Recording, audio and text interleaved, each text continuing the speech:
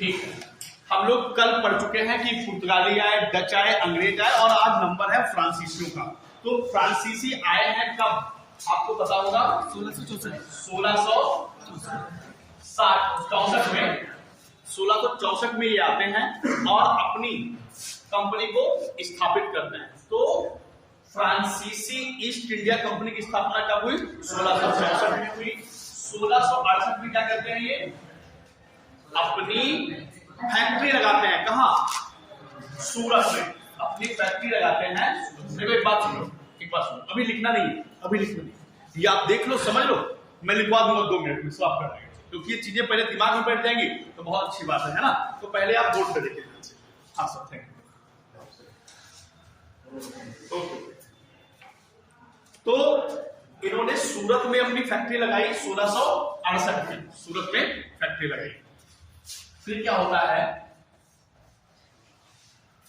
इन्होंने एक फैक्ट्री सूरत में लगाई, पहली फैक्ट्री थी ये, और दूसरी फैक्ट्री 1669 में मसूलीपट्टनम में लगाई। कहां लगाई थी? मसूलीपट्टनम। तो पेपर में पूछा गया है कई बार सीडीएस वगैरह में कि फ्रांसीसियों ने अपनी दूसरी फैक्ट्री कहां लगाई थी? मसूलीपट्टनम में। मसूलीपट्टनम कहां है? आंध्र प्रदेश, एपी, ठीक है ना, एपी में है, आंध्र प्रदेश में है। उसके बाद क्या हुआ, जब फ्रांसीसी आए, अच्छा आपको ये तो पता ही है कि डच जारे हार गए थे किस युद्ध में? वेदरा का जो युद्ध हुआ था 1759 में, उसमें डच हार गए। उन्होंने सब बेच बाच के अंग्रेजों को दे दिया, कहा भाई तुम ही शासन करो। तो मोटी बात यह है कि अब भारत में अंग्रेजों का शासन है, अंग्रेज खूब पनप रहे हैं और फ्रांसीसी भी बढ़ चढ़कर हिस्सा ले रहे हैं। क्यों? क्योंकि ये भी सब अच्छा काम कर रहे हैं और ठीक से अपनी जो मान प्रतिष्ठा संपदा है भारत में बढ़ा रहे हैं। अब होता क्या है, फ्रांसीसी आते हैं और ये 1773 में पांडिचेरी, जिसे अब कहा जाता है पुदुचेरी, है ना, ये पुदुचेरी पर आक्रमण करके इसे जीत लेते हैं। तो पेपर में पूछा जाएगा कि फ्रांसीसियों ने पांडिचेरी को कब जीता? 1773। अब हुआ क्या, अब ये सब उधर से जाना है। आप लोग अगर कल लेट आएंगे तो आप पीछे से या यहां से आकर यहां से निकल जाएंगे, पीछे बैठ जाएंगे, ठीक है। और अगर आप लेट आएंगे तो आपको पूछने की जरूरत नहीं, आके चुपचाप बैठ जाइए, बार बार पूछेंगे नहीं। आ जाओ, मैं आ जाओ नहीं कहता हूँ, ठीक है ना। आप कल से अपना आके चुपचाप बैठ जाएंगे, डिस्टर्बेंस होता क्लास में, टाइम से रहिए। ठीक है, पांडिचेरी 1773 में इन्होंने जीत लिया। अब क्या हुआ, जब पांडिचेरी को जीत लिया, उधर अंग्रेज, अब आपको पता है कि अंग्रेज भी आ गए थे, तो इन दोनों के बीच में तनातनी होने लगी। अब अंग्रेज भाई वो भी बढ़ रहे थे, ये भी बढ़ रहे थे, तो इनके खिलाफ, किसके खिलाफ? अंग्रेज और साथ में फ्रांसीसी। कौन? फ्रांसीसी। ध्यान से समझ लेना, 100% बैठ जाएगा। जो लोग लिख रहे हैं, मैं सच बता रहा हूं, मुझ पे बिलीव करो, मैं पिछले 6-7 सालों से यही कर रहा हूं, मैं पढ़ा रहा हूं, तो ये मेरा अनुभव कहता है कि आप पहले देख लो। जैसे मैथ लोग करते हैं ना, मैथ जब पढ़ाई जाती होगी तो लोग करते क्या है कि पहले तो देख लेते हैं, आप लिखते रहते हैं साथ में समझ में नहीं आता। मैं सच कह रहा हूँ, आपको यहाँ तो आ जाएगा थोड़ी देर के लिए, आप जैसे 24, 48, 72 घंटे बीतेंगे वो चला जाएगा, आप लगा नहीं पाएंगे समझ। अगर ये चीज कॉन्सेप्ट दिमाग में बैठ गया, लिखवा तो मैं दूंगा ही, लेकिन बात समझ लो, मैं कुछ भी रफ नहीं करूंगा जब तक मैं आपको लिखवा नहीं दूंगा, ठीक है ना। सारे नोट्स बनवाऊंगा, सारी चीजें समझाऊंगा। जब कोई फिल्म डिस्प्ले चलती है ना, तो चीजें ज्यादा समझ में आती है। तो पहले इसको आप समझ लो, बार बार इसको देखो, चिंतन गहन करो, मनन करो, है ना, ये भी याद हो जाएगा, मैं लिखवा दूंगा। कोई भी सब्जेक्ट आप पढ़िए तो जब पढ़ाया जाए तब बोर्ड पर ध्यान जरूर दीजिए। ये सबसे अच्छी मतलब स्टूडेंट के लिए बहुत खास बात है, जो स्टूडेंट इससे मतलब उसको समझ नहीं पाता, उसको लगता है कि नहीं यार मैं नोट कर लेता हूँ, अच्छी बात है। ऐसा कुछ नहीं, मैं सब बता रहा हूँ, आपको पढ़ाया जा रहा तो आप इधर कंसंट्रेट, ठीक है ना। अब अंग्रेज और फ्रांसीसी के बीच में विरोध होने लगा आपस में और तनाव बढ़ गया। तनाव बढ़ने के बाद संघर्ष शुरू हुआ। क्या शुरू होता है? संघर्ष शुरू हो जाता है। तो अंग्रेज और फ्रांसीसियों के बीच में युद्ध होता है और उस युद्ध को कहा जाता है कर्नाटक का। ये बहुत इंपॉर्टेंट है, 50 बार क्वेश्चन पूछे गए हैं। आप समझो तो पेपर में आएगा कर्नाटक के युद्ध में है 3, 1, 2 और 3। तो अब पूछा जाए कर्नाटक का युद्ध किनके बीच में हुआ, तो आप कहेंगे अंग्रेज और फ्रांसीसी के। अब ध्यान से देखो, कर्नाटक का प्रथम युद्ध, कर्नाटक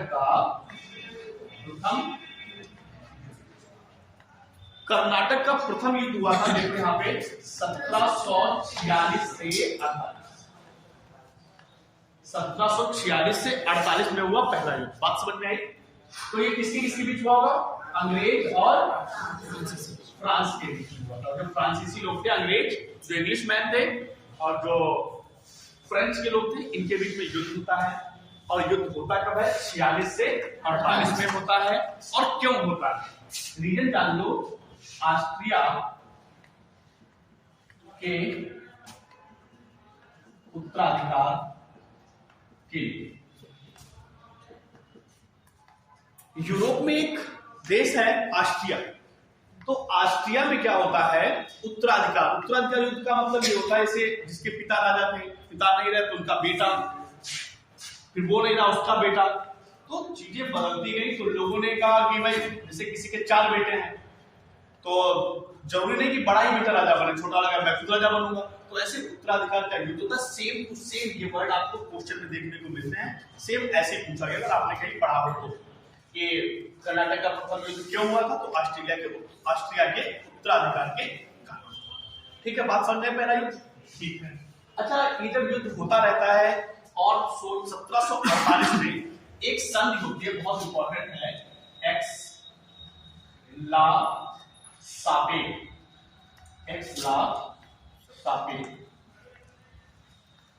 ये संधि है। जैसे नहीं अभी आप देख रहे हैं यूक्रेन और रशिया के बीच में 1 साल से ज्यादा होने जा रहा है, युद्ध होता जा रहा है, कहां बदला? ऐसे 50 साल 10 साल युद्ध हुआ करते थे, है ना? तो ऐसे जैसे कभी कभी आप लोगों के मन में आता हो कि यार इतना लंबा युद्ध कैसे करते हैं, 2 साल 3 साल ऐसे होता है। जैसे रशिया और यूक्रेन के बीच में युद्ध हो रहा है, तो फिर आपस में थोड़ा समझौता होता है इंग्लिश और फ्रांस के बीच में, और एक्स ला सापेल की संधि होती है 1748 में। क्योंकि जो ये ईयर होगा यहीं पे पूछा जाए एक्स ला सापेल की संधि कब हुई, तो एक्स ला सापेल की संधि कब हुई थी? 1748 में। किनके बीच हुई थी? अंग्रेज और फ्रांसीसियों के बीच में हुई थी। बात खूब समझ में आई?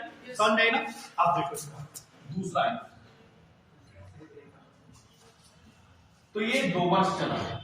तो कर्नाटक का जो दूसरा युद्ध हुआ है, ये हुआ है तुम्हारा 1749 से 1753। जो कितना चला होगा? 5 वर्ष। ठीक, ऐसे याद करने की हम लोग करेंगे। पहला 2 साल चला 46 से 48, फिर 5 साल चला, तो हम कहते हैं कि 49 से 53, 49 में 5 जोड़ दो 53। ठीक है, मैंने गलत लिख दिया है। 49 और 5 कितना होता है? 54। ठीक है ना? तो ऐसे हम लोग याद कर लेंगे। अब ये कि अब पूछा जाए कर्नाटक का दूसरा युद्ध के बीच हुआ, फिर वही बात, अंग्रेज और फ्रांसीसियों के बीच युद्ध होता रहा। और ये युद्ध क्यों हुआ था? ये युद्ध हुआ था हैदराबाद और कर्नाटक में। मैप दिखाऊं आपको, अगर जो ये हैदराबाद और कर्नाटक है, इनमें हुआ क्या था? यहां पर भी पहले लिख देता हूं मैं, हैदराबाद और कर्नाटक में 2 गुटों के उत्तराधिकार। ठीक है, हुआ क्या था? हैदराबाद और कर्नाटक 2 गुटों में बटा हुआ था। मुद्दा यह था कि एक तरफ फ्रांसीसी कह रहे थे हाँ तुम लड़ो, हम तुम्हारे साथ में हैं। कर्नाटक की साइड में अंग्रेज कह रहे थे कि तुम लड़ो, हम तुम्हारे साथ में हैं। अच्छा, ये तो अपने भारत के ही थे, ये दोनों लड़ रहे थे। और मदद कौन कर रहा था? विदेशी पुर्तगाली मदद कर रहे थे कि तुम लड़ो।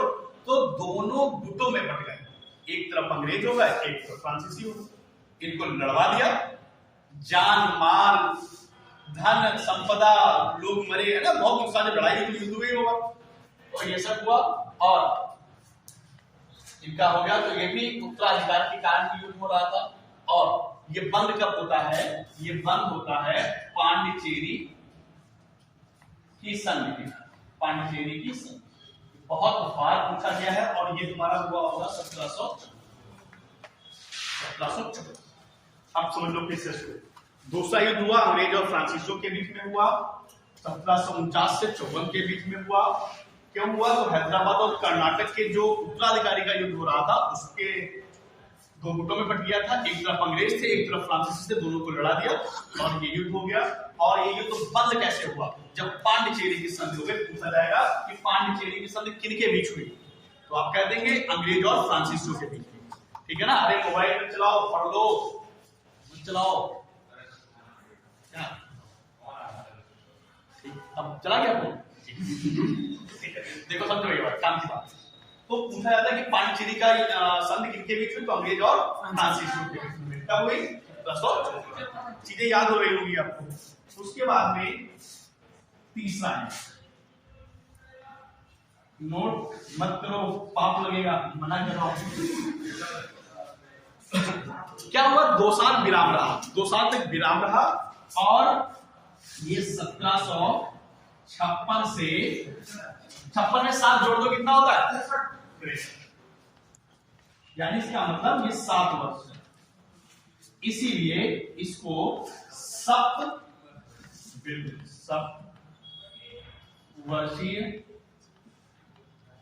सप्तवर्षीय युद्ध कहा गया।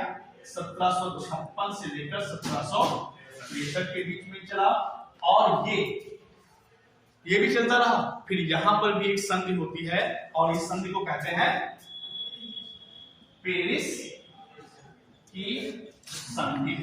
और ये बहुत बार पूछा है कि पेरिस की संधि कब हुई, तो आप जान लेना कि यहाँ पे 63 लिखा है, लेकिन ये संधि हुई थी 1764। ये इंपॉर्टेंट बात है, 1764। तो फिर से एक बार बता दूं कि पेरिस की संधि कब हुई? 1764। सप्तवर्षीय युद्ध कब हुआ? अब ऐसे पूछता है क्वेश्चन कि सप्तवर्षीय युद्ध कब हुआ? 56 से। तो ये बात पता है कि ये भी कर्नाटक जो अंग्रेज और फ्रांसीसियों के बीच में हुआ, ये उसी का ही तो भाग था। ये हो गया। कब हुआ? तो ये 3 कर्नाटक के युद्ध हुए। इसकी एक ट्रिक बनती है, ए या एक्स कह दो, एक्स पापे। एक्स पापे, एक्स पापे क्या है? ये पहली संधि हो गई, पहली युद्ध की एक्स लासापेल की संधि। दूसरी पा है, लिखिए मैंने, पा मतलब पांडिचेरी, और पे हो गया आपका पेरिस। ठीक है, एक्स पापे, एक्स पापे। अगर नहीं याद रहता है, आई होप मुझे लग रहा है कि आपको ये समझ में आया। ठीक है ना? तो एक बार फिर से आखिरी बता देता हूं इसको। कर्नाटक के 3 युद्ध हुए, अंग्रेज और फ्रांसीसियों के बीच में हुए। पहला युद्ध हुआ 1746 से 48 के बीच में, 2 साल चला, और ऑस्ट्रिया के उत्तराधिकार के लिए हुए, बात नहीं करो। और एक्स लासापेल की संधि के द्वारा बंद हुआ। फिर दूसरा युद्ध हुआ 49 से 54 के बीच में, हैदराबाद और कर्नाटक के 2 गुटों के बीच में जो उत्तराधिकार का युद्ध हुआ, उसके लिए हुआ। और पांडिचेरी की संधि 1754 में बंद हो गया। तीसरा 56 से 63 तक युद्ध हुआ, इसे सप्तवर्षीय युद्ध कहा गया। और इसमें पेरिस की संधि से बंद हो गया, और 1764 में पेरिस की संधि हो गई। 2 मिनट में नोट करो, आगे ले चलता हूं।